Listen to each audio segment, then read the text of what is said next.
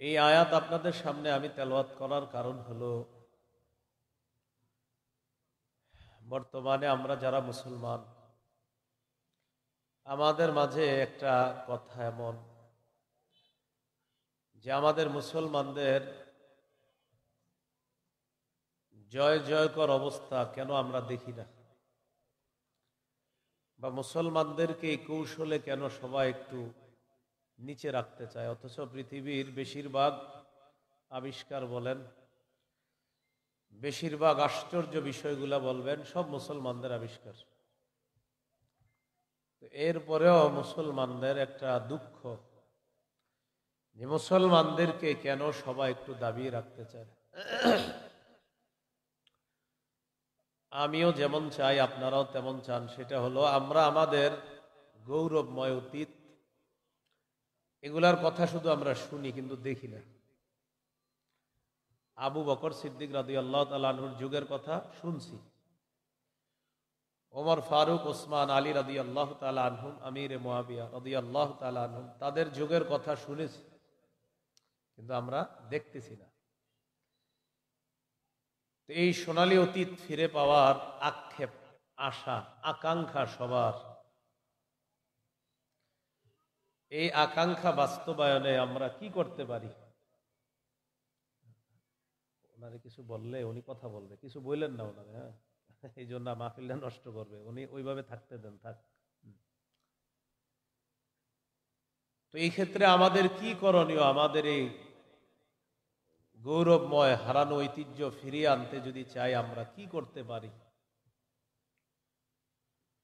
এই জন্য আমাদের করণীয় হলো, মোটামুটি ভাবে আপাতত 9টা করণীয় আমরা অনুসরণ করতে পারি। কয়টা? 9টা।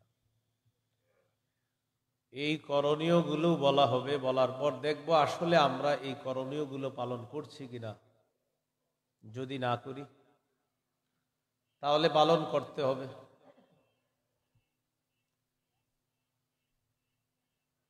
এই করণীয়গুলোর মধ্যে 1 নম্বর করণীয় হলো ইসলামে পরিপূর্ণভাবে প্রবেশ করা। 2 নম্বর করণীয়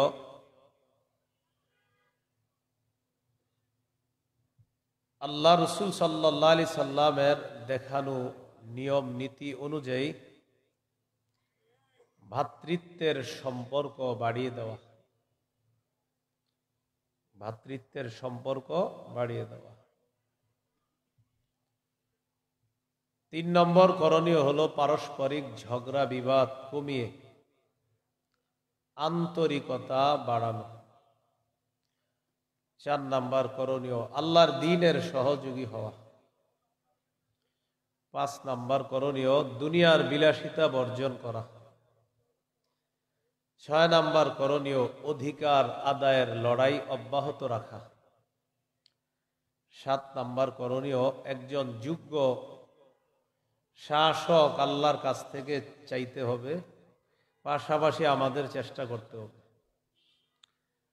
8 নম্বর করণীয় শুরা ব্যবস্থার গুরুত্ব বাড়াতে হবে।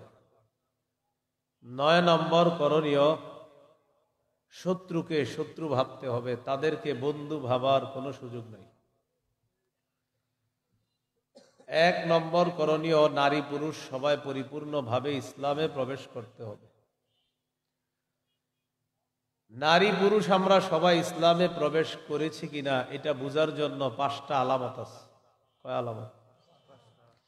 এই 5 আলামত যদি আমার আপনার মাঝে পাওয়া যায় তাহলে বোঝা যাবে আমরা ইসলাম পরিপূর্ণভাবে পালন করতে চাই। 1 নম্বর আলামত আত্মসমর্পণ। 2 নম্বর আলামত ইখলাসের সাথে সব করা। 3 নম্বর আলামত বিশুদ্ধ আকীদা। 4 নম্বর আলামত উত্তম চরিত্র। 5 নম্বর আলামত লেনদেনে স্বচ্ছ থাকা। লেনদেনে কি থাকা? স্বচ্ছ থাকা। বলেন কয় কাজ? না, 9 কাজ। কয় কাজ? প্রথম কাজ ইসলামে প্রবেশ করা। এটা করেছি কিনা? কয় আলামত? 5 আলামত। 1 নম্বর আত্মসমর্পণ। আত্মসমর্পণের আরবি হলো ইসলাম, ইসলামের বাংলা হলো আত্মসমর্পণ করা। সূরা বাকারার 131-132 নম্বর আয়াতে আল্লাহ বলেন, ইয ক্বালা লাহু রাব্বুহু আসলিম ক্বালা আসলামতু লিরাব্বিল আলামিন। ইব্রাহিম নবীর রব যখন তাকে বললেন, আপনি আত্মসমর্পণ করেন, আমার যত হুকুম আছে এগুলার সামনে আপনি মাথা নত করেন, ঝুঁকে যান, সব মেনে নেন, সারেন্ডার করেন আমি আল্লাহর কাছে। ইব্রাহিম নবী জবাব দিলেন, ক্বালা আসলামতু লিরাব্বিল আলামিন, আমি বিশ্ব জগতের রব আল্লাহর কাছে আত্মসমর্পণ করলাম। পরের আয়াতে আল্লাহ বলেন, ওয়াওয়াসসা বিহা ইব্রাহিমু বানিহি ওয়া ইয়াকুব, ইব্রাহিম নবী এবং ইয়াকুব নবী তার সন্তানদেরকে ওসিয়ত করেছেন, ইয়া বানিয়া ইন্নাল্লাহা আসতাফা লাকুমুদ-দীনা ফালা তামুতুন্না ইল্লা ওয়া আনতুম মুসলিমুন।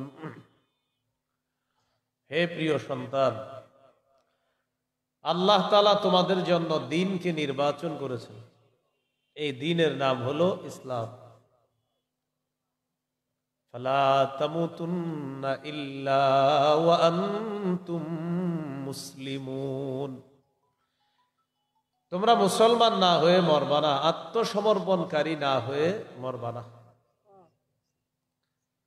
আমাদের মাঝে অনেক মুমিন আছে, কিন্তু মুমিন হওয়ার পাশাপাশি মুসলিমও হতে হবে। মুমিন আপনার ঈমান আছে, ইসলাম আপনি অঙ্গ প্রত্যঙ্গের মাধ্যমে এটা বাস্তবায়ন করেছেন কিনা, এটা ইসলাম। ইসলাম দেখা যাবে। ঈমান ভিতরে আছে, ইসলাম দেখা যাবে। নারী পুরুষ 5 ওয়াক্ত নামাজ পড়েছেন কিনা, এটা আপনার মাঝে দেখা যাবে। এটা ইসলাম, এটা মুসলমানের পরিচয়। নারীরা পর্দা রক্ষা করে চলেছেন কিনা, এটা আপনার মাঝে দেখা যাবে। নারী মুমিন, আপনি মুমিন। মা বোন আপনি, আচ্ছা আপনি কি মুমিন? জি আমি মুমিন। কোথায় আপনি পর্দা করেন নাই কেন? ঈমান এটা আমরা দেখি না, এটা আছে, ভিতরে আছে। তিনি বিশ্বাস করে আল্লাহকে, কিন্তু তিনি যদি মুসলিম নারী হয় তো তিনি পর্দা করবেন, তিনি রাস্তায় জাহিলি যুগের মতো বের হবে না। আল্লাহ তাআলা বলেন, ওয়াকারনা ফি বুয়ুতিকুন্না ওয়ালা তাবাররাজনা তাবাররুজাল জাহিলিয়াতিল উলা। নবী আপনার স্ত্রীদেরকে বলেন, নারীদেরকে বলেন, তাদের মাধ্যমে তোমরা ঘরে অবস্থান করো। ওয়ালা তাবাররাজনা তাবাররুজাল জাহিলিয়াতিল উলা, জাহিলি যুগের নারীদের মতো তোমরা রাস্তায় বের হবে না। জাহিলি যুগের নারীরা এমন পোশাক পরত, রাস্তায় যখন হাঁটতো তাদের পোশাকের 2 পাশ ফাড়া থাকতো, নাউজুবিল্লাহ বল, অর্ধনগ্ন হয়ে তারা চলাফেরা করত। বলেন মুসলিম নামধারী যিনি নিজেকে দাবি করে আমি মুমিন, আমি আল্লাহকে বিশ্বাস করি, এমন আল্লাহকে বিশ্বাস করে নারী, এই জাতীয় নারী অর্ধাউলঙ্গ হয়ে আমাদের বাংলাদেশেও চলাফেরা করার দৃষ্টান্ত আছে না নাই? তাহলে মুমিন হলো, আল্লাহর বিশ্বাস করে। তো ইসলাম তো দেখা যাচ্ছে না। ওয়া আকিমনাস সালাহ, তোমরা নামাজ কায়েম করবা, নারীদেরকে বলছে। আয়াত দ্বারা বোঝা যায় নারীদের নামাজের শ্রেষ্ঠ জায়গা ঘর। ওয়া আতিনাজ যাকাহ, যাকাত আদায় করবা। প্রথমে হুকুমে বলছে ঘরে থাকবা, পরে বলছে নামাজ কায়েম করবা। এখান থেকে বোঝা যায় নারীদের নামাজের শ্রেষ্ঠ জায়গা ঘর, কারণ আগেই তো বলছে আল্লাহ ঘরে থাকবা। এই জন্য রাসূলুল্লাহ সাল্লাল্লাহু আলাইহি সাল্লাম বলেছেন, নারীদেরকে বলেছেন তোমাদের নামাজের শ্রেষ্ঠ জায়গা হলো তোমাদের ঘর, তোমাদের বাসস্থান। তাহলে নারীদেরকে ঘরে থাকতে বলছে আল্লাহ তাআলা। সাহাবায়ে কেরাম মাঝে মাঝে প্রয়োজনে আম্মা দানদের কাছে যাইতেন, বিভিন্ন প্রয়োজন গিয়ে বলতেন, আম্মাজান নবী আমাদেরকে পাঠাইছে এটা দেওয়ার জন্য, ওটা দেওয়ার জন্য। তা আল্লাহ তাআলা বলেন, وَإِذَا سَأَلْتُمُوهُنَّ مَتَاعًا فَاسْأَلُوهُنَّ مِنْ وَرَاءِ حِجَابٍ। যখন তোমরা নবীর বিবিদের কাছে কিছু চাইবা, পর্দার আড়াল থেকে চাইবা। এখন আপনারা আমার সাথে বলেন তো, পর্দার আড়াল থেকে কিভাবে চাবে? মানে আম্মাজানরা পর্দার ভিতরে আছে আর মুখটা বাইরে রাখছে, এরকম? হ্যাঁ, তো আল্লাহ তাআলা বললেন চাইলে পর্দার আড়াল থেকে চাইবা। আমাদের অনেকে বলতে চায় যে নারীদের মুখ পর্দার অন্তর্ভুক্ত না। তো আল্লাহ বললেন নারীদের কাছে কিছু চাইবা, পর্দার আড়াল থেকে চাইবা। তো আপনাদের কি মনে হয়, সাহাবায়ে কেরাম গিয়ে চাইছে আর আম্মাজানরা মুখ বের করছে আর শরীরটা ভিতরে রাখছে, এমন? তো আল্লাহ তাআলা বলেছেন পর্দার আড়াল থেকে চাইবা। যালিকুম আতহারু লিকুলুবিকুম ওয়া কুলুবিহিন্না। আল্লাহ তাআলা বলেন এটা তোমাদের এবং তাদের অন্তরের জন্য পবিত্রতার কারণ। সুবহানাল্লাহ। পর্দার আড়াল থেকে চাওয়া এটা পবিত্রতা তোমাদের অন্তরেরও তাদের অন্তরেরও। আল্লাহ তাআলা নবীজের বিবিদেরকে লক্ষ্য করে বলতেছেন, ইয়া নিসা আন-নবী লাস্তুন্না কাআহাদিম মিনান নিসা ইন ইত্তাকাইতুন্না ফালা তাখদানা বিল কওলি ফায়াতমাআল্লাযী ফী কলবিহি মারাদু ওয়া কুলনা কওলাম মা'রুফা। হে নবীর বিবিগণ, তোমরা সব নারীদের মতো না। তোমরা যদি আল্লাহকে ভয় করো, ফালা তাখদানা বিল কওল, নরম সুরে কথা বলবা না, কোমল কণ্ঠে কথা বলবা না। নবীর বিবিদেরকে আল্লাহ বলবে তারা কতটা পরহেজগার, তাদের অন্তরে কত তাকওয়া, আল্লাহ ভীতি, তাদেরকে বলবে যদি তোমরা কোমল কণ্ঠে কথা বলো, ফায়াতমাআল্লাযী ফী কলবিহি মারাদ, রোগাক্রান্ত যেই সমস্ত পুরুষরা আছে যাদের অন্তরে রোগ আছে, তারা আকৃষ্ট হয়ে যেতে পারে। নাউজুবিল্লাহ বলে, যাদের অন্তরে রোগ আছে তারা কোমল কণ্ঠ শুনলে তাদের রোগ বেড়ে যাবে। ওয়াকুলনা কাওলাম মা'রুফা, ন্যায়সঙ্গত কথা বলা যাবে, প্রয়োজনীয় কথা, তবে সেটা কোমল কণ্ঠে না। কিন্তু আপনি দেখবেন এই যুগে নিজের স্ত্রীর সাথে এত সুন্দর করে কথা বলে না। রাস্তায় যদি বলে ভাইজান একটু অমুক জায়গায় যাব, পারে না, গিয়ে দিয়ে আসবে। তো মা বোনরা যারা আছে তারা পর্দা করাটা এটা হলো তাদের ইসলাম। তারা ঘরে নামাজ পড়বে, তারা ঘরে অবস্থান করবে, প্রয়োজন ছাড়া ঘর থেকে বের হবে না। তারা মুমিন ঠিক আছে, কিন্তু তাদের ইসলাম, তারা ঘরে থাকবে, তারা নিজেদেরকে পর্দাবৃত করে রাখবে। এই জন্য রাসূলুল্লাহ সাল্লাল্লাহু আলাইহি সাল্লাম বলেন, আল মারআতু আওরাতুন। সবাই আমার সাথে বলেন, বলেন নারী ঢেকে রাখার জিনিস। নারী কিসের জিনিস? বলেন আমার সাথে, গোপন জিনিস, ঢেকে রাখতে হয়। দামি জিনিস গোপন থাকে। আসমান জমিন সব কিছুর মাঝে, এই জগৎ ওই জগৎ, সব জগতের মাঝে সবচেয়ে দামি কে? আরো জোরে বলেন, আরো জোরে বলেন। আল্লাহকে দেখি, দামি জিনিস গোপন। সবচেয়ে দামি কে?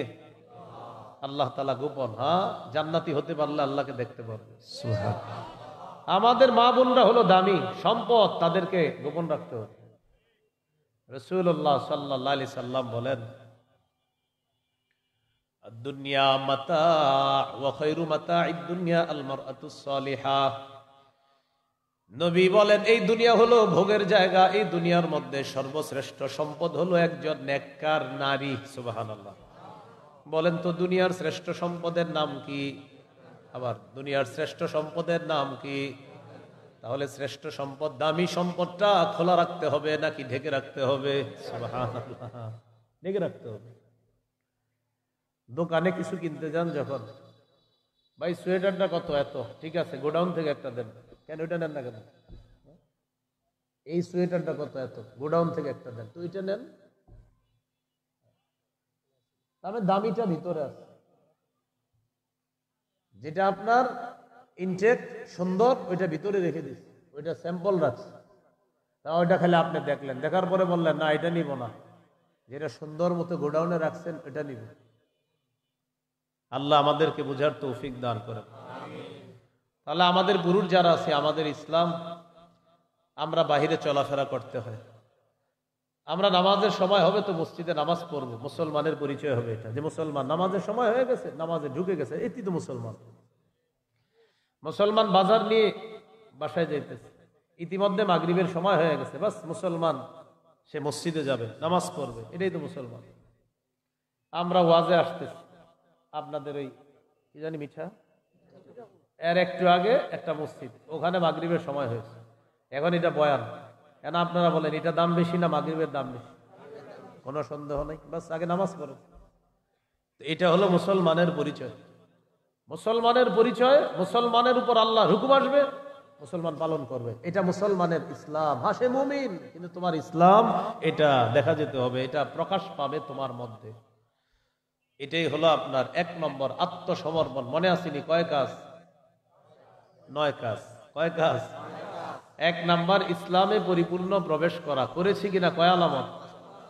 1 নম্বর আত্মসমর্পণ। আত্মসমর্পণ করেছি কিনা? 1 তো আমার ভিতরে ঈমান আছে, 2 আমার রব যত হুকুম করেছে এই হুকুমের সামনে আমি সারান্ডার করলাম কিনা সময় মতো, এটা হলো আত্মসমর্পণ। এই হুকুমের সামনে পুরুষ আত্মসমর্পণ করবে, নারীরাও আত্মসমর্পণ করবে। আল্লাহ তাআলা কথাগুলা বুঝার তৌফিক দান করেন।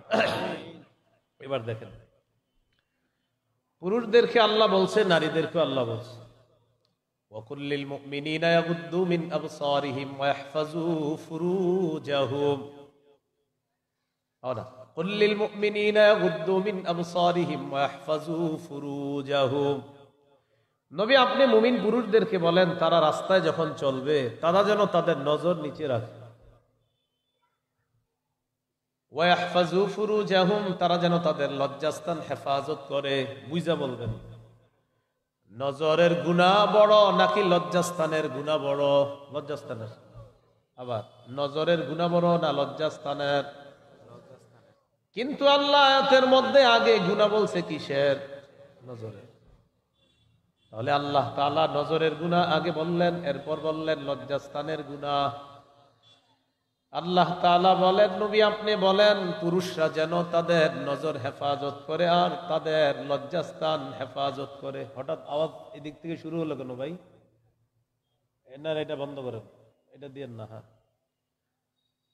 নবী আপনি পুরুষদেরকে বলেন তারা যেন তাদের নজর হেফাজত করে, তাদের লজ্জাস্থান হেফাজত করে। লজ্জাস্থানের গুনাহ হলো বড়, নজরের গুনাহ হলো লজ্জাস্থানের গুনার তুলনায় ছোট। তো আল্লাহ তাআলা ছোট গুনার কথা আগে, বড় গুনার কথা পরে কেন বললেন? বলেন আমার সাথে সবাই, লজ্জাস্থানের গুনাহের বলেন ভূমিকা হলো নজরের গুনাহ।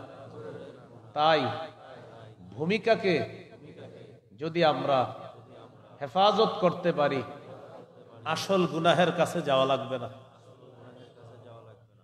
লজ্জাস্থানের গুনাহের ভূমিকা কোনটা? নজর। নজর দিয়ে দেখবে, অন্তরে খারাপ ধারণা তৈরি হবে, এরপর তার প্রতি আকৃষ্ট হবে, এরপর তার সাথে উল্টাপাল্টা করার মনোবাসনা তৈরি হবে। তাই নজরের গুনাহ এটা হলো ভূমিকা লজ্জাস্থানের গুনাহের। এই জন্য আল্লাহ বলেন আগে ভূমিকাটা দমন করো, পরের গুলার সমস্যা হবে না। তাই বললেন নবী আপনি বলেন পুরুষদেরকে বলেন তারা যেন তাদের নজর হেফাজত করে এবং তাদের লজ্জাস্থান হেফাজত করে। তো নজরের কথা কেন আগে বললেন? যে নবী ভূমিকাটা যদি দমন হয়ে যায় তাহলে পরবর্তীগুলো এমনি সহজ হয়ে যাবে। এই জন্য আল্লাহ আগে ভূমিকার কথা বললেন, নজর। আমাদের এই বডির মধ্যে একটা সুন্দর বর্ডার হলো চোখ। এই চোখ দিয়ে যত গুনাহ আমাদের ভিতরে ঢুকে। আমাদের বাংলাদেশের রাজধানীর নাম কি? ঢাকা। ঢাকাটা সংরক্ষণ করতে হয়, এই জন্য বর্ডার গার্ড খুব মজবুত করা লাগে, যেন বিদেশি কোনো শত্রুর অনুপ্রবেশ করতে না পারে। ঢাকার হেফাজতের জন্য পুরা বাংলাদেশের চারপাশটাকে নিয়ন্ত্রণ করা লাগে। মানুষের এই মানব দেহটা, পুরাটা শরীরটা হলো একটা দেশ। বলেন পুরা শরীরটা কি একটা দেশ? এই দেশের রাজধানী হলো কলব। এই কলব নামক রাজধানী, এটার অঙ্গরাজ্য হলো হাত পা। তাহলে আমাদের এই দেহ নামক দেশের রাজধানী কি বলেন তো? কলব। আচ্ছা, এই কলব নামক রাজধানীর নিরাপত্তার জন্য এক একটা অঙ্গরাজ্যকে হেফাজত করতে হবে। হাত একটা অঙ্গরাজ্য, পা একটা অঙ্গরাজ্য, চোখ হলো এই রাজধানীর মধ্যে কোনো ঝামেলা ঢুকার বর্ডার। এই বর্ডারকে যদি হেফাজত করতে পারি, কলব নামক রাজধানীর মধ্যে কোনো ঝামেলা ঢুকবে না। আর কলব নামক রাজধানীতে যদি ঝামেলা না ঢুকে, কলব থাকবে সাফ পরিষ্কার। এই সাফ পরিষ্কার কলবের মধ্যে আল্লাহর নূর আল্লাহ তৈরি করে দিবে। তাহলে দেহ, এটা হলো দেশ, এটা রাজধানী কলব। এই কলব নামক রাজধানীর মধ্যে শত্রু ঢুকবে না। এই দেহ নামক দেশের একটা বর্ডার আছে, বর্ডার নিয়ন্ত্রণ করতে হবে। এই বর্ডারের নাম হলো চোখ। এই চোখ নামক বর্ডার দিয়ে কোনো ঝামেলা যদি না ঢুকে, তাহলে কলব থাকবে পরিষ্কার। আর কলব যখন পরিষ্কার থাকবে, তখন এই কলবের মধ্যে আল্লাহ তাআলা কোরআন হাদিসের নূর তৈরি করে দিবে। ভাইয়ারা, কথাগুলা কি বুঝে আসছে? আল্লাহ আমাদেরকে এই কথাগুলা গুরুত্ব সহকারে অনুধাবন করার তৌফিক দান করেন। কয় কাজ? 9 কাজ। প্রথম কাজ, ইসলামে পরিপূর্ণ প্রবেশ করা। করেছি কিনা? কয় আলামত? 1 নম্বর, আত্মসমর্পণ। আত্মসমর্পণ পুরুষের হবে, নারীরও হবে। নারীর আত্মসমর্পণ হলো ঘরের মধ্যে তিনি নিজেকে আটকিয়ে রাখবে, অবস্থান করবে, তিনি নিজেকে পর্দার মধ্যে রাখবে। পুরুষের আত্মসমর্পণ হলো তিনি রাস্তায় চলবে, ঘরে বাইরে থাকবে, তিনি বাজারে থাকবে। আল্লাহর হুকুম আসা মাত্রই রবের হুকুমের সামনে সারান্ডার করবে। এটা হলো পুরুষের ইসলাম। আল্লাহ আমাদেরকে এইভাবে রবের প্রত্যেকটা আদেশ নিষেধের সামনে নিজেদের মাথাটা ঝুঁকায় রাখার তৌফিক দান করে। আলামত নাম্বার 2, বলেন সব আমল ইখলাসের সাথে করা। এটা দ্বিতীয় আলামত। নাসাইর বর্ণনা 3140 নম্বর হাদিস। এই হাদিসের মধ্যে আসছে, রাসূল সাল্লাল্লাহু আলাইহি সাল্লামকে প্রশ্ন করলেন, আরাআইতা রাজুলান গাযা ফি সাবিলিল্লাহি ইয়ালতামিসুল আজরা ওয়াদ যিকরা ফামা লাহু ইয়া রাসূলুল্লাহ। ইয়া রাসূলুল্লাহ, এক ব্যক্তি আল্লাহর রাস্তায় লড়াই করে, এই ব্যক্তির উদ্দেশ্য হলো 2টা। 1 নাম্বার, লোকটা আল্লাহর কাছ থেকে সওয়াব কামাই করবে। 2 নাম্বার, মানুষ যেন তাকে বড় বাহাদুর বলে, মানুষ যেন তাকে বলে সে বড় মুজাহিদ। এই 2 নিয়তে সে লড়াই করছে। 1 নাম্বার সওয়াব কামাই করবে, 2 নাম্বার মানুষ তাকে বলবে বড় বাহাদুর। ফামা লাহু ইয়া রাসূলুল্লাহ, হুজুর সে কি সওয়াব পাবে? নবীজি বললেন, লা শাইআ লাহু, সে কিছুই পাবে না। আ'আদাহা সালাসা মাররাত, এই প্রশ্নটা আল্লাহ নবীকে 3 বার করলেন। নবী 3 বার বললেন, লা শাইআ লাহু, লা শাইআ লাহু, লা শাইআ লা, সে কিছুই পাবে না, সে কিছুই পাবে না, সে কিছুই পাবে না। হাদিসের শেষে নবী বলেন, ইন্নাল্লাহা লা ইয়াকবালু মিনাল আমাল ইল্লা মা কানা লাহু খালিসা। আল্লাহ তাআলা কোনো আমল ততক্ষণ কবুল করেন না যতক্ষণে আমলটা ইখলাসের সাথে না হবে। এবার আমরা সুন্দর 2টা বাংলা শিখবো। বলেন, খাঁটি, বিশুদ্ধ। কোন আমল যদি আল্লাহর জন্য করা হয়, এই আমলকে খাঁটি আমল বলে। উক্ত আমলটি যদি নবীর তরিকা অনুযায়ী করা হয়, সে আমলকে বিশুদ্ধ আমল বলে। আল্লাহর জন্য করলে খাঁটি, নবীর তরিকা অনুযায়ী করলে বিশুদ্ধ। তাহলে এক অংশ আমি, বাকি অংশ আপনারা। আল্লাহর জন্য আমল করলে এটাকে কি হবে? নবীর তরিকা অনুযায়ী করলে। কোন আমল যদি 2 গুণওয়ালা হয়, খাঁটি হয় এবং বিশুদ্ধ হয়, একটা আমল গুণ 2টা, খাঁটি বিশুদ্ধ। আমল একটা, গুণ 2টা একসাথে হয়েছে, খাঁটিও বিশুদ্ধ, সাথে সাথেই আমল আল্লাহ কবুল করবে। এই 2টা বাংলা মুখস্থ রেখেন, খাঁটি বিশুদ্ধ। আপনি সারা জীবন যা করবেন মাথায় রাখবেন, আল্লাহর জন্য করছি কিনা, হ্যাঁ খাঁটি। নবীর তরিকা অনুযায়ী করলাম কিনা, হ্যাঁ বিশুদ্ধ। তাহলে আল্লাহর জন্য না করলে আমল আল্লাহ তাআলা কবুল করেন না। এ হলো নাসাইর বর্ণনা। ইখলাসের সাথে যদি এই রাধারবাড়ি এলাকা থেকে আপনি নিয়ত করেন, আল্লাহ আমি শহীদ হব, সত্যি সত্যি আপনার নিয়ত, আল্লাহ বাংলাদেশে কখনো যদি মুফতি সাহেবরা ফতুয়া দেয় জিহাদ ফরজ, আমি শহীদ হব মাওলা, আল্লাহ এই দেশের সরকার যদি ব্যবস্থা করে দেয় ফিলিস্তিন যাওয়ার, আমি ফিলিস্তিন গিয়ে শহীদ হব, সত্যি সত্যি আপনার এই নিয়ত। সহিহ মুসলিমের বর্ণনা 1909 নম্বর হাদিস। قال رسول الله صلى الله عليه وسلم من سأل الله الشهادة بصدق بلغه الله منازل الشهداء وإن مات على فراشه। নবীজি বলেন, কোন ব্যক্তি যদি ইখলাসের সাথে শহীদের নিয়ত করে, শাহাদাতের নিয়ত করে, এই ব্যক্তি যদি রাদার বাড়ি এলাকার মধ্যেও মারা যায়, তার বিছানার মধ্যেও যদি লোকটা মারা যায়, আল্লাহ তাআলা তার বিশুদ্ধ নিয়তের কারণে, খালেস নিয়তের কারণে আল্লাহ তাআলা ওই ব্যক্তিকে শহীদদের মর্যাদায় পৌঁছায় দেয়। তাহলে ইখলাসের সাথে আমলের দাম কম না অনেক বেশি? কয় কাজ? এক নাম্বার ইসলামে প্রবেশ করা, করেছি কিনা কয় আলামত? এক নাম্বার আত্মসমর্পণ, 2 নাম্বার ইখলাস, 3 নম্বর বিশুদ্ধ আকীদা। কি বলেন তো? বলেন, আকীদায় শিরিক থাকা যাবে না, বেদাত থাকা যাবে না। তাহলে শিরকি আকীদা রাখা যাবে না, আর বেদাতি আকীদা রাখা যাবে না। সূরা লুকমানের 13 নম্বর আয়াতে আল্লাহ বলেন, وَإِذْ قَالَ لُقْمَانُ لِابْنِهِ وَهُوَ يَعِظُهُ يَا بُنَيَّ لَا تُشْرِكْ بِاللَّهِ إِنَّ الشِّرْكَ لَظُلْمٌ عَظِيمٌ। ওই সময়কে স্মরণ করুন যখন লোকমান তার সন্তানকে বললেন, প্রিয় সন্তান, তুমি শিরিক করো না, শিরিক মহা জুলুম, শিরিক মহা পাপ।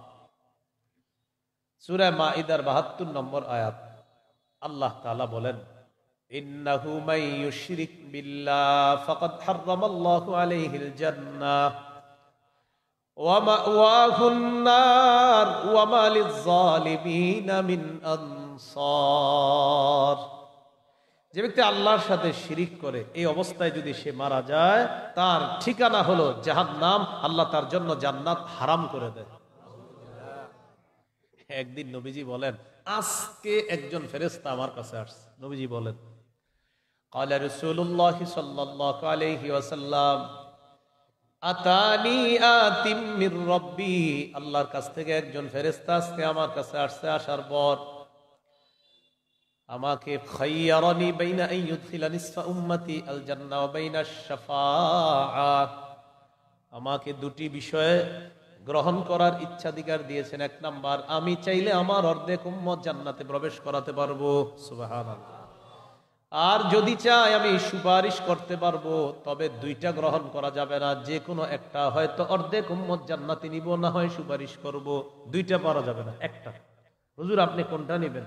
অর্ধেক জান্নাতে নেবেন না সুপারিশ করবেন? আমাদের নবীজি বুদ্ধি করে বললেন, ইখতারতুশ শাফাআহ, আমি সুপারিশ করাটা গ্রহণ করে নিলাম, সুপারিশ করাটা গ্রহণ করে নিলাম। সহিহ মুসলিমের বর্ণনা 386 নম্বর হাদিস। قال رسول الله صلى الله عليه وسلم لكل نبي دعوة مستجابة دعا بها في أمته। সব নবীকে আল্লাহ তাআলা একটা দোয়া দিয়েছেন, এমন দোয়া দেই, দোয়াটা করা মাত্রই সাথে সাথে দোয়া কবুল হয়ে যাবে। সব নবী তার উম্মতের ব্যাপারে দোয়াটা করেছেন, আল্লাহ কবুলও করেছেন, সুবহানাল্লাহ। আমাদের নবী বলেন, খাবাতু দাওয়াতি শাফাআতান লি উম্মতি ইয়াউমাল কিয়ামাহ। আর মুসান্নাফ ইবনে আবি শায়বার বর্ণনা, ইখতাবাতু দাওয়াতি শাফাআতান লি উম্মতি ইয়াউমাল কিয়ামাহ। সহিহ ইবনে হিব্বানের বর্ণনা, ইখতাবাতু দাওয়াতি শাফাআতান লি উম্মতি ইয়াউমাল কিয়ামাহ। আমাদের নবী বলেন, আমাকে আল্লাহ একটা স্পেশাল দোয়া দিয়েছেন, আমি দোয়াটা গোপন করে রাখছি, মুলতবি করে রাখছি। দুনিয়াতে দোয়াটা করি নাই, কিয়ামতের ময়দানে আমার উম্মতের জন্য সুপারিশ করার জন্য স্পেশাল দোয়াটা করব। বলেন তবে, বলেন সবাই আরো জোরে। যারা শিরিক করবে নবীর সুপারিশ তারা পাবে না।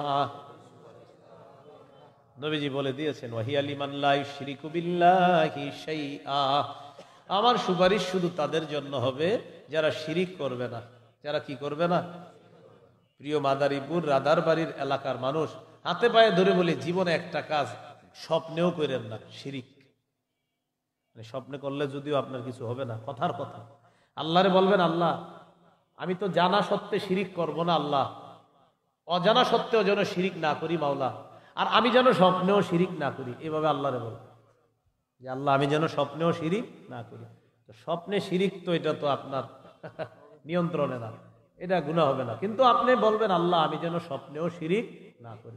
এই খালি এতটুকু আকীদা নিয়ে মারা যান, ইনশাআল্লাহ জান্নাতে যাবেন। সহিহ বুখারীর 44 নম্বর হাদিস, قال رسول الله صلى الله عليه وسلم يخرج من النار من قال لا إله إلا الله وفي قلبه وزن برة من خير وفي قلبه وزن شعيرة من خير وفي قلبه وزن ذرة من خير أي من إيمان।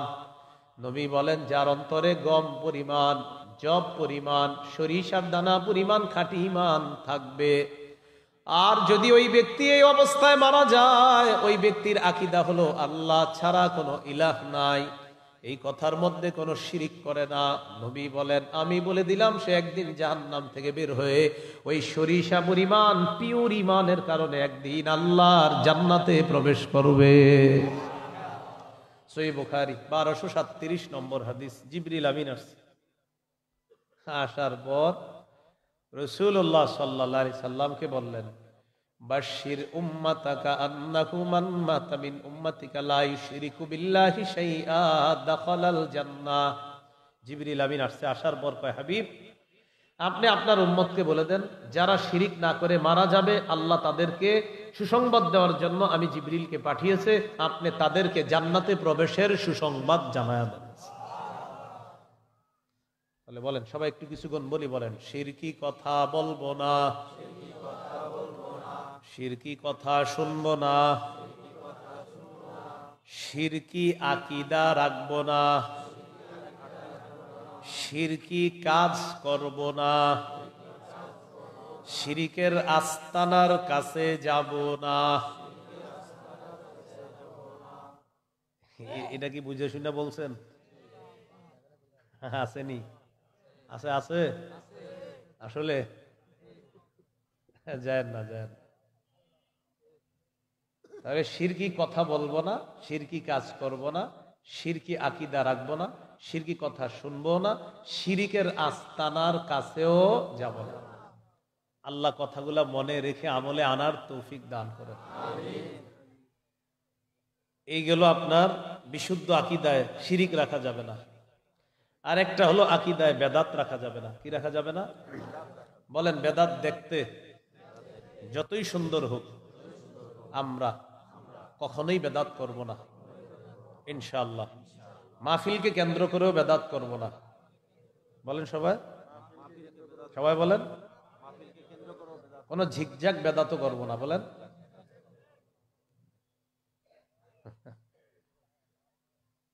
আল্লাহ বুঝার তৌফিক দান করেন।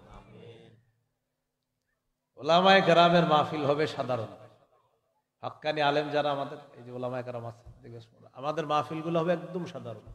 এখানে কোনো ঝিকঝাক থাকবে না, কোনো বিশাল বড় গেট থাকবে না, সাধারণ নরমাল হবে। বাস এখানে শুধু কোরআন হাদিসের কথা হবে। কি বুঝলাম না, আপনারা সবাই নীরব কেন? ভবিষ্যতে মনে রাখার তৌফিক দান করেন, আমিন। সহিহ বুখারীর বর্ণনা 2697 নম্বর হাদিস, 2697 নম্বর হাদিস। এই হাদিসের বর্ণনাকারী আম্মা জান আয়েশা সিদ্দিকা রাদিয়াল্লাহু তাআলা আনহার বর্ণনা। তিনি বলেন, قال رسول الله صلى الله عليه وسلم من أحدث في أمرنا هذا ما ليس فيه فهو رد। নবীজি বলেন, আমাদের ইসলামী শরীয়তের মধ্যে ইবাদতের নামে সওয়াবের আশায় যদি নতুন কেউ কিছু কিছু আবিষ্কার করে, এটা প্রত্যাখ্যান করা হবে, এটা বেদাত। বেদাত দেখতে যত সুন্দর হোক আমরা গ্রহণ করব না। ইমাম মালিক বলেন, মান ইবতাদা ফিল ইসলামি বিদআতান ইয়ারাহা হাসানাতান ফাকাদ জামা আন্না মুহাম্মাদান খানার রিসালা। কোন ব্যক্তি যদি ইসলামের মধ্যে বেদাত করে আর এটাকে উত্তম মনে করে, সে কেমন যেন এই কথা বলতে চায় মুহাম্মদ সাল্লাল্লাহু আলাইহি ওয়াসাল্লাম তার নবুয়তের দায়িত্ব পালনে ত্রুটি করে গিয়েছে, বলি নাউজুবিল্লাহ। খতিব সাহেব জুমার নামাজে বয়ান দিচ্ছে, এখানে তো অনেকেই খতিব আপনারা মাশাআল্লাহ, তো জুমায় বয়ান দিছে বেদাত সম্পর্কে। কি সম্পর্কে? তো হুজুরে বুঝাই দিছে, ভাই এগুলা বেদাত। আসরের নামাজের পর একজনে আসছে হুজুরের সাথে দেখা করতে, হুজুর আজকে তো আপনি জুমার নামাজে বললেন বেদাত এটা এটা এটা। হুজুর কিছু মনে করেন না, ওই কাজটাকে আপনি যদিও বেদাত বলেন, কিন্তু ওই কাজটা করলে আমার দিলে একটা হিট আসে, চোখে পানি আসে, ভিতরে একটা আবেগ কাজ করে। ইমাম সাহেবরে জুমার বয়ানের রিয়েকশন আইসা জানাইতেছে এক মুসল্লি যে আপনি বলছেন এটা বেদাত, কিন্তু এটা করলে তো আমার ভালো লাগে। বর্তমানে যারা বেদাতি না, এদের বড় একটা দলিল যে এটা করার কোনো দলিল লাগে না, আমাদের ভিতরে প্রেম আছে, এটাই দলিল। এটা বেদাতিদের বড় একটা দলিল। আগে একটু বুঝেন কথাটা, দেখেন যারা এই কথা বলে তাদেরকে তো ইমাম সাহেবের কাছে আইসা বলছে, ইমাম সাহেব বুদ্ধি করে জবাব দিছে, ও আচ্ছা তাহলে আপনি বেদাত কাজ করেন আর এটা আপনার ভালো লাগে, তো আমি কি বলবো এখন আপনারা বলেন তো? হুজুর বেদাত হইলে এটা আমার ভালো লাগবে কেন, চোখে পানি আসবে কেন? হুজুরি বুদ্ধি করে বলে, অনেক মুসল্লি মাঝে মাঝে আইসা কয় কিছু কিছু নাটক সিনেমা দেখা তারা ইমোশনাল হয়ে চোখে পানি আসে। কি আছে চোখে? এখন আর ইমাম সাহেব ফতুয়া দিবেন, আপনারা দেন। এই যে যার নাটক সিনেমা দেখা চোখে পানি আসলো, এখন ইমাম সাহেব না, আপনারাই বলেন, হ্যাঁ নাটক সিনেমা কি হয়ে গেছে, জায়েজ হবে না হারাম? তাহলে নাটক সিনেমা দেখাও যদি কারো চোখে পানি আসে, এটা যেমন কিয়ামত পর্যন্ত হারাম, বেদাত এটা করার পর কারো যদি হিট আসে, সে যদি উঠতে উঠতে আকাশে উঠা যায়, কিয়ামত পর্যন্ত বেদাত হারাম হারাম, হালাল হবে না। বেদাত বেদাত। আমাদের এই দেশের মানুষের বেশিরভাগের ইসলাম নষ্ট হয় শুধু আবেগের কারণে। সে আবেগের কারণে ইসলাম বিসর্জন দিয়ে দেয়। বেচারা 364 দিন আল্লাহরে সিজদা দেয়, একদিন গিয়ে আপনার আবেগে আরেক জায়গায় মেরে দেয়। অনেক সহজ সরল মানুষ আছে, এই বেচারা দেখবেন নামাজও পড়ে, এক ওয়াক্ত নামাজও কাজা করে না। এই বেচারারে কারা জানি বুঝায় টুজায় এমন জায়গায় নিয়ে যায়, পরে সেখানে নিয়ে বুঝায়, আরে বেটা কর, সেজদার নাম দেয়, বিভিন্ন নাম দিয়া এই বেচারারে সেখানে দেওয়ায়। তো উনিও আইসা হুজুরে কয়, হুজুর ওখানে গিয়ে আমার একটু ভালো লাগছে। আপনারাও দেখবেন কোন জায়গায় গেলে ওই জায়গাটা যদি একটু পরিষ্কার থাকে, একটু আগরবাতি মোমবাতির ঘ্রাণ আছে, এমনেরও একটু ভালো লাগবে, যে না জানি যায় কি আসলে কিছু না। আল্লাহ আমাদেরকে এই কথাগুলা বোঝার তৌফিক দান করেন। তাহলে প্রিয় ভাইরা, বেদাত যত সুন্দর হোক গ্রহণ করব আমরা, মাশাআল্লাহ এই মানসিকতা লালন করব। কয় কাজ? প্রথম কাজ ইসলামে প্রবেশ করা, করেছি কিনা কয় আলামত? 3 নাম্বার আলামত বিশুদ্ধ আকীদা, আকীদায় শিরিক থাকা যাবে না, বেদাত থাকা যাবে না। আল্লাহ কথাগুলা বোঝার তৌফিক দান করেন। আমিন। 4 নাম্বার আলামত বলেন, উত্তম চরিত্র, ঘরে বাহিরে সব জায়গায় চরিত্র সুন্দর হতে হবে। আমাদের সামনে আপনি মাশাআল্লাহ সুফি আল্লাহর ওলি, ঘরে আপনি বিবি দেখতেই পারে না, এটা হবে না। 2 জায়গায় আপনার চরিত্র সুন্দর হতে হবে।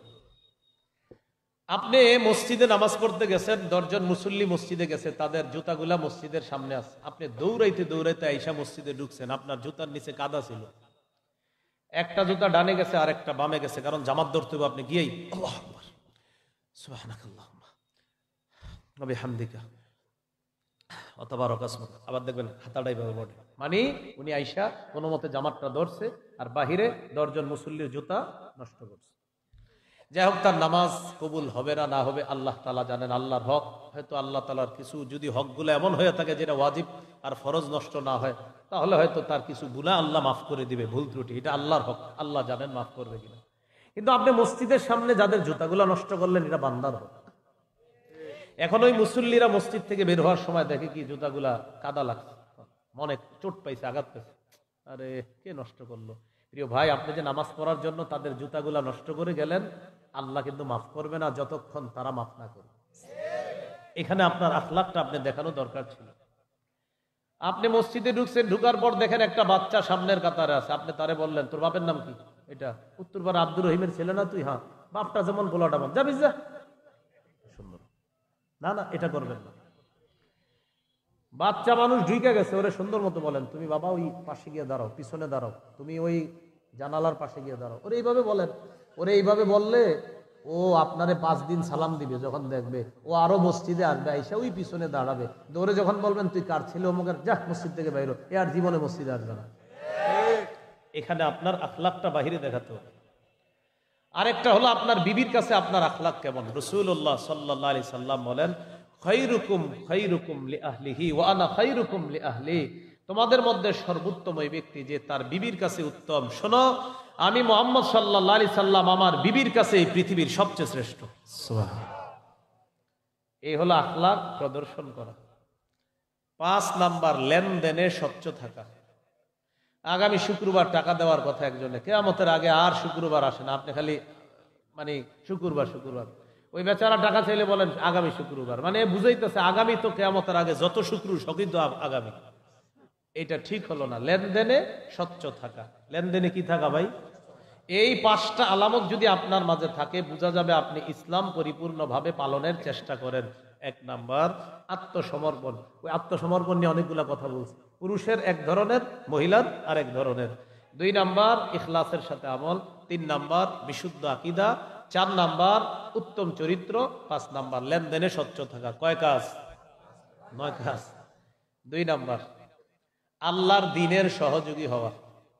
সূরা মুহাম্মদের 7 নম্বর আয়াতে আল্লাহ বলেন, ইন তানসুরুল্লাহ ইয়ানসুরকুম। যদি তোমরা আল্লাহর দ্বীনের সহযোগিতা করো, আল্লাহ তোমাদেরকে সাহায্য করবে। 3 নাম্বার, আমি সংক্ষেপে বলি, বলেন ভ্রাতৃত্বের সম্পর্ক জোরদার করা। আমাদের মাঝে মতভেদ হতে পারে, এই মতভেদ যেন বিভেদের কারণ না হয়। আমাদের মতের অমিল মনের অমিলের কারণ যেন না হয়। একজনে আমিন জোরে বলে, আরেকজন আস্তে বলে। মাসালা হলো, যেই এলাকায় নবীর যেই সুন্নাহের উপর বেশি আমল হয়, ওলামায়ে কেরামের অভিমত হলো ওই এলাকায় ওই সুন্নাটার উপর আমল করাটাই সতর্কতা। তো আমাদের এই দেশে আমিন আস্তে বলার উপরই আমল হয় বেশি, এজন্য আস্তে বলাটা এটাই নিরাপদ আর কি। এখন কেউ যদি জোরে বলে ফেলে, তার কিন্তু নামাজ নষ্ট হবে না, তার নামাজ হয়ে যাবে। তার এটা বলার কারণে যে সে বড় অপরাধ করেছে এমনও না, কিন্তু আপনি এটাকে কেন্দ্র করে এখন তাকে দেখতে পারেন না, রাস্তায় তারে দেখলে সালাম দেন না। তাহলে একজন আমিন জোরে বলল, আপনি আস্তে বললেন, এই ব্যাপারটা কেন্দ্র করে আপনাদের মতের অমিল হলো। একজনের মত হলো আস্তে, আরেকজন জোরে। এই মতের অমিল, এখন মনের অমিলের কারণে আপনি রাস্তায় দেখলে একজন একদিকে আরেকজন আরেকদিকে, না এটা তো সঠিক হলো না। এই মঞ্চের মধ্যে 2 জনের বহস হয়েছে। এক পাশে আমাদের আবরার ভাই, রেজাউল করিম আবরার ভাই, আরেক পাশে আরেকজন মনে করেন। তো বহসের মধ্যে মাশাআল্লাহ তারা 2 দলেই যথেষ্ট কোরআন হাদিসের বিদ্যা প্রমাণ পেশ করছে। তো আবরার ভাইয়ের অনুসারী আছি আমরা একদল, আবার পাশে যিনি ছিলেন তারও অনুসারী আছে। অথচ আবরার ভাইয়ের সাথে যার বহস হয়েছে তাদের সাথে মহব্বত ঠিক আছে, জায়গা জায়গা দেখা হয়, তাদের আলিঙ্গন হয়, মোলাকাত হয়, সালাম হয়, মুসাফা হয়, একজন আরেকজনের চা কফি খাওয়াইতেছে। কিন্তু আমরা অনুসারীরা 2 দল 2 জনকে দেখতে পারতেছি না। কথা কি সঠিক? এটা যেন না হয়। ভ্রাতৃত্বের সম্পর্ক বাড়াতে হবে। আমাদের অধপতনের 3 নাম্বার কারণ, আমরা ভাইয়ে ভাইয়ে দূর হয়ে যাচ্ছি। সূরা হুজুরাতের 10 নম্বর কারণ, 10 নম্বর আয়াতে আল্লাহ বলেন, ইন্নামাল মুমিনুনা ইখওয়া, মুমিনরা পরস্পর ভাই ভাই। বলেন মুমিনরা পরস্পর ভাই ভাই। আল্লাহ তাআলা আমাদের সকলকে ভাই ভাই হয়ে থাকার তৌফিক দান করেন, আমিন। সহিহ মুসলিমের বর্ণনা 6435 নম্বর হাদিস। রাসূলুল্লাহ সাল্লাল্লাহু আলাইহি সাল্লাম বলেন, লা তাহাসাদু, তোমরা পরস্পর হিংসা করো না। ওয়ালা তানাজাসু, পরস্পর ধোঁকাবাজি করো না। ওয়ালা তাদাবারু, তোমরা পরস্পর একে অপরের ক্ষতি করার জন্য আড়ালে শত্রুতা করো না। ওয়ালা তাবাগাদু, বিদ্বেষ পোষণ করো না। ওয়ালা ইয়াবি'ু বা'দুকুম আলা বাই'i বা'দিন, একজনের কেনা বেচা চলাকালীন আরেকজন ক্রয় বিক্রয় করবা না। ওয়াকুনু ইবাদাল্লাহি ইখওয়ানা, ও আল্লাহর বান্দারা তোমরা সবাই ভাই ভাই হয়ে যাও। আল্লাহ আমাদেরকে ভাই ভাই হয়ে থাকার তৌফিক দান করেন, আমিন। বিদায় হজের ভাষণে রাসূল সাল্লাল্লাহু আলাইহি সাল্লাম বলেন, তাআলামনা আন্না কুল্লা মুসলিমিন আখুন লিল মুসলিম, শোনো আমি নবী ঘোষণা করে গেলাম, কিয়ামত পর্যন্ত মুসলমানকে আমি নবী বিদায় হজের ভাষণে এক মুসলমানকে আরেক মুসলমানের ভাই বলে আমি ঘোষণা করলাম। আমাদের এই সম্পর্কটা বাড়াতে হবে যদি আমরা আমাদের গৌরব ফিরিয়ে আনতে চাই। 3 নাম্বার, আমরা ভাই ভাইয়ের সম্পর্কটা বাড়াতে হবে। 4, বলেন পারস্পরিক ঝগড়া কমিয়ে আন্তরিকতা বাড়ানো। তাকান 1 2 3 4, আমরা 4 জনে গতকালকে এক দল ছিলাম। 4 জনে মিলে এক দল ছিলাম। শক্তি কম না বেশি? আজকে আমরা ঝগড়া হয়েছে, 4 জনে 4 দল হয়ে গেছে, শক্তি কমে গেল।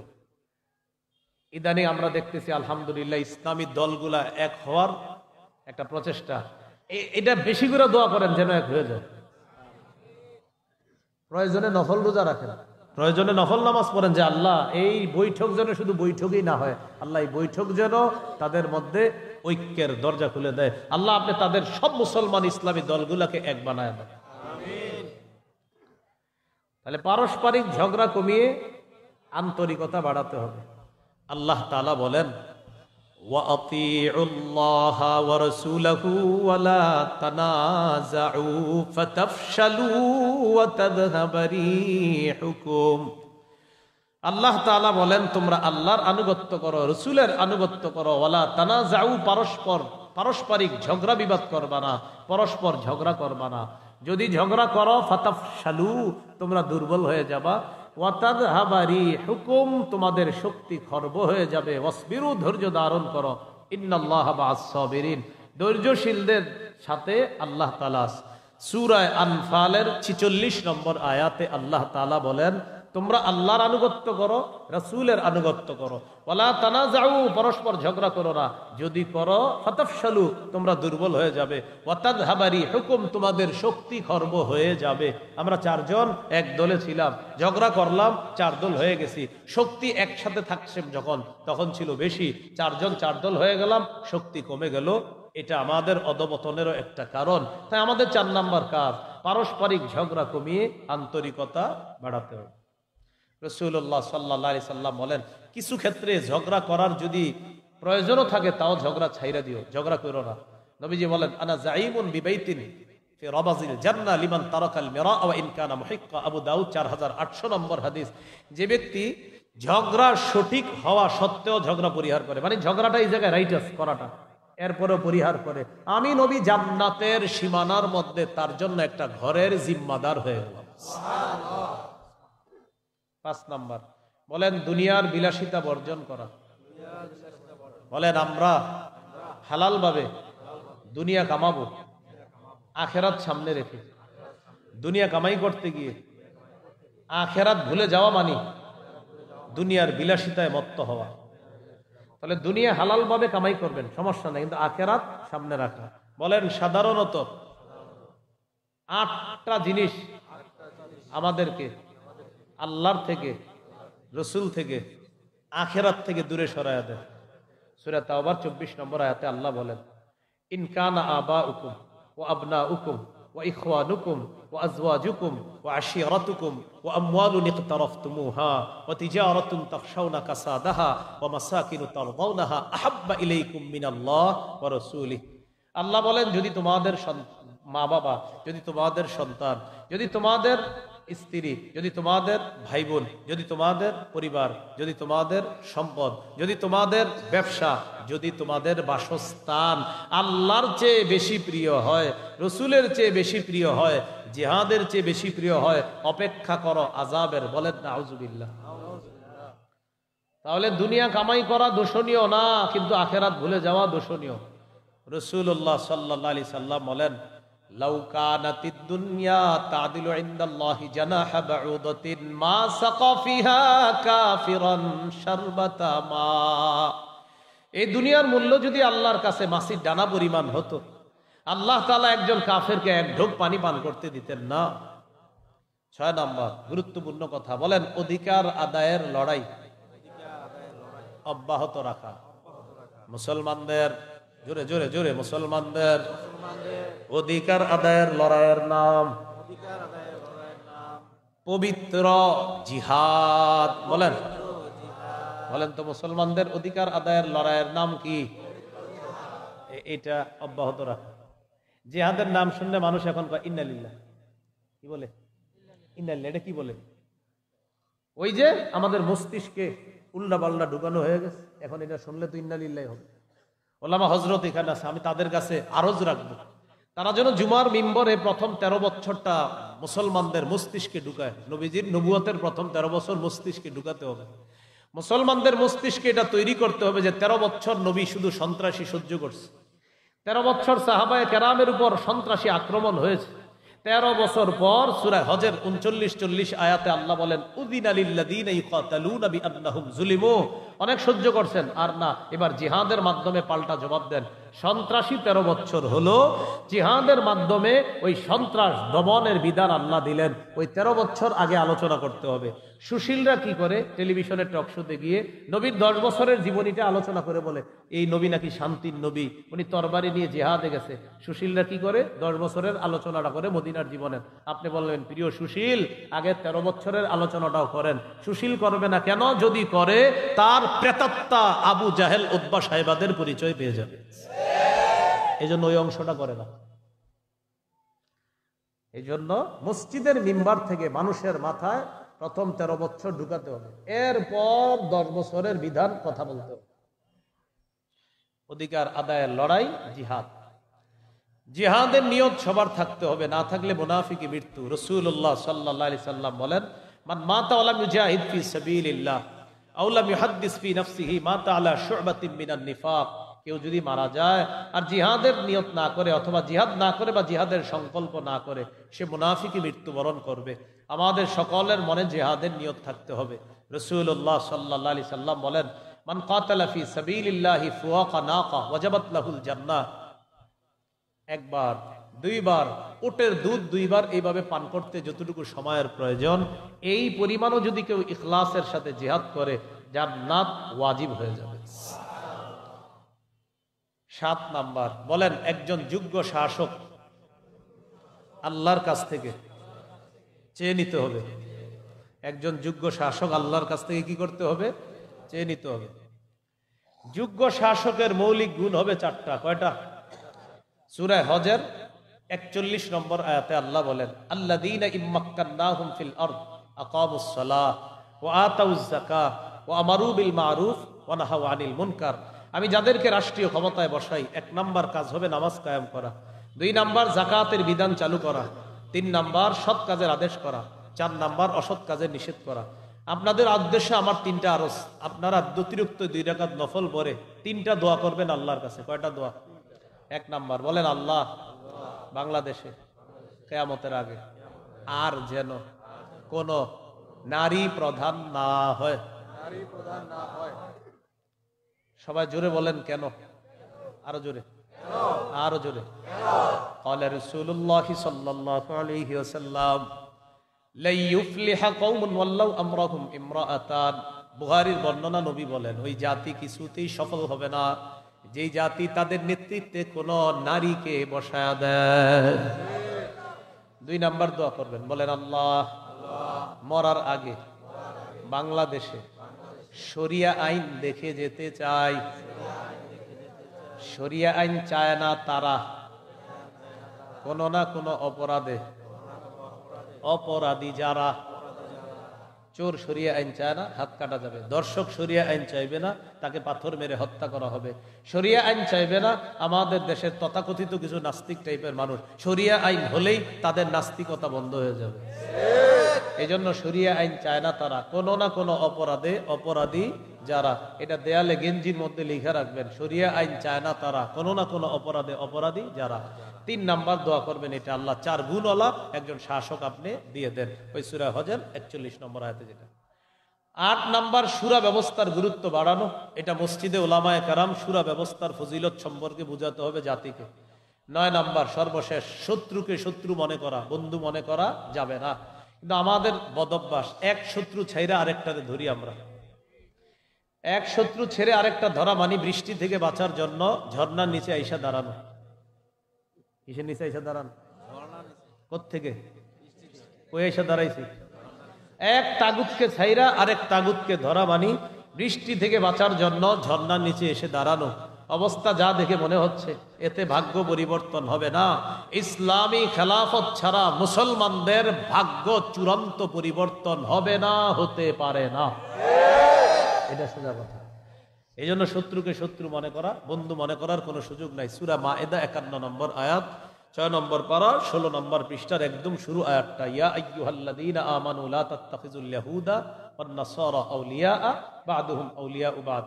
হে ঈমানদারগণ, ইহুদি খ্রিস্টানদেরকে অভিভাবক বানায়ো না, তারা একে অপরের অভিভাবক, বন্ধু।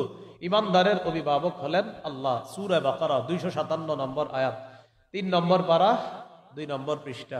আল্লাহ বলেন, আল্লাহু ওয়ালিয়ুল্লাযীনা আমানু, ঈমানদারদের অভিভাবক হলেন আল্লাহ। এই কথাগুলো আমরা সবাই যেন বুঝতে পারি, গুরুত্ব সহকারে অনুধাবন করার তৌফিক দান করেন। মন দিয়ে শুনেন। 1 নম্বর, ইসলামে পরিপূর্ণ প্রবেশ করা। 2 নম্বর, আল্লাহর দ্বীনের সাহায্য করা। 3 নম্বর, ভ্রাতৃত্বের সম্পর্ক জোরদার করা। 4 নম্বর, পারস্পরিক ঝগড়া কমানো। 5 নম্বর, দুনিয়ার বিলাসিতা বর্জন করা। 6 নম্বর, অধিকার আদায়ের লড়াই অব্যাহত রাখা। 7 নম্বর, যোগ্য একজন শাসক আল্লাহর কাছ থেকে চেয়ে নেওয়া। 8 নম্বর, শুরা ব্যবস্থার গুরুত্ব, মসজিদের ভিত্তিক আলোচনা, জুমার আলোচনার মাধ্যমে সচেতনতা তৈরি করতে হবে শুরা ব্যবস্থার কতটা গুরুত্ব। 9 নম্বর, শত্রুকে শত্রু মনে করা, তাদেরকে বন্ধু মনে না করা। এক শত্রু ছেড়ে আরেক শত্রু ধরা, এটা নির্বুদ্ধিতার পরিচয়, এটা বোকামির পরিচয়। বৃষ্টি থেকে বাঁচার জন্য ঝর্ণার নিচে আসা দাঁড়ানো, এটা যেমন বোকামি। এক তাগুত ছেড়ে আরেক তাগুত ধরা, এটা আরেকটা বোকামি। মুসলমানদের চূড়ান্ত শান্তি আসার একমাত্র উপায় খেলাফত ব্যবস্থা। এই ব্যবস্থা ফিরিয়ে আনতে হলে আমার পড়াশোনায় এই 9টি করণীয় বললাম। আল্লাহ তাআলা আমাদের সকলকে করণীয়গুলা করার তৌফিক দান করেন, বর্জনীয়গুলা বর্জন করার তৌফিক দান করেন। সুবহানাল্লাহি ওয়া বিহামদিহি, সুবহানাকাল্লাহুম্মা ওয়া বিহামদিক, আশহাদু আল্লা ইলাহা ইল্লা আনতা আস্তাগফিরুকা ওয়া আতুবু ইলাইক। আপনাদের জন্য একটা ঘোষণা দাও, সেটা হলো আমার সংকলন মিম্বরের আমানত 6 খণ্ডে, 1 থেকে 6 খণ্ড। যাদের প্রয়োজন হবে